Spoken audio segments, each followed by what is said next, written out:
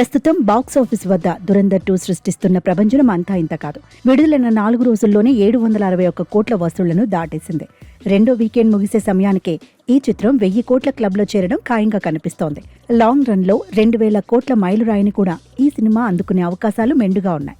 Indian box office చరిత్రలో ఎన్నేళ్లుగానూ చెక్కు చెదరకుండా ఉన్న రికార్డులన్నీ ఈ సినిమా ధాటికి తుడిచిపెట్టుకుపోతున్నాయి. ఈ స్థాయి వసూళ్లను చూసి సినీ విశ్లేషకులతో పాటు సామాన్య ప్రేక్షకులు సైతం విస్మయానికి గురవుతున్నారు. అయితే ఈ రికార్డులన్నీ దురంధర్ 2 ఖాతాలో ఎంతో కాలం భద్రంగా ఉంటాయని చెప్పలేం. ఈ ఘనతలను తిరగరాసే మరో భారీ చిత్రం వచ్చే ఏడాది లైన్లో ఉంది. రాజమౌళి, మహేష్ బాబు కాంబినేషన్లో వస్తున్న వారణాసి చిత్రం విడుదలయ్యాక ఈ రికార్డులన్నీ గల్లంతవ్వడం తథ్యం. ఆ సినిమాకు కనీసం యావరేజ్ టాక్ వచ్చినా సరే ప్రస్తుత వసూళ్లు దాని ముందు చాలా చిన్నవిగా అనిపిస్తాయి.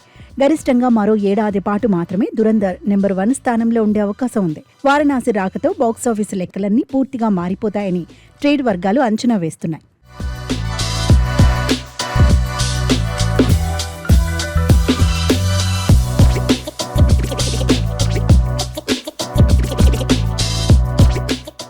ఇప్పటికే విడుదలైన ప్రమోషనల్ కంటెంట్ చూస్తుంటే వారణాసి చిత్రానికి ఉన్న క్రేజ్ ఏంటో అర్థమవుతుంది. రాజమౌళి సినిమా అంటే కాశ్మీర్ నుండి కన్యాకుమారి వరకు ప్రతి సినీ ప్రేమికుడు థియేటర్లో చూడాలని ఆరాటపడతారనే విషయం అందరికీ విదితమే. దురంధర్ 2 సినిమాకు మంచి హైప్ ఉన్నప్పటికీ వారణాసి రేంజ్ అందుకు సరితూగదు. ఈ చిత్రం దేశంలోని అన్ని ప్రధాన భాషల్లో ఏకకాలంలో విడుదల కానుండడంతో పాటు ప్రతి చోట ఒకే రకమైన ఉత్కంఠను రేకెత్తిస్తోంది. ఓపెనింగ్స్ విషయంలోనే కాకుండా ఓవరాల్ వసూళ్లలోనూ ఎవరు ఊహించని సరికొత్త బెంచ్ మార్కులను ఈ సినిమా సెట్ చేయబోతోంది. ముఖ్యంగా పాన్ వరల్డ్ స్థాయిలో ఈ సినిమాకున్న బజ్ ఓ రేంజ్లో ఉంది. ఓవర్సీస్ మార్కెట్లో ఇప్పటి వరకు లేని విధంగా భారీ వసూళ్లు వస్తాయని భావిస్తున్నారు. టికెట్ల ధరలు కూడా సాధారణం కంటే ఎక్కువగా ఉండటం వల్ల బాక్సాఫీస్ నెంబర్స్ కళ్లు చెదిరేలా ఉండబోతున్నాయి.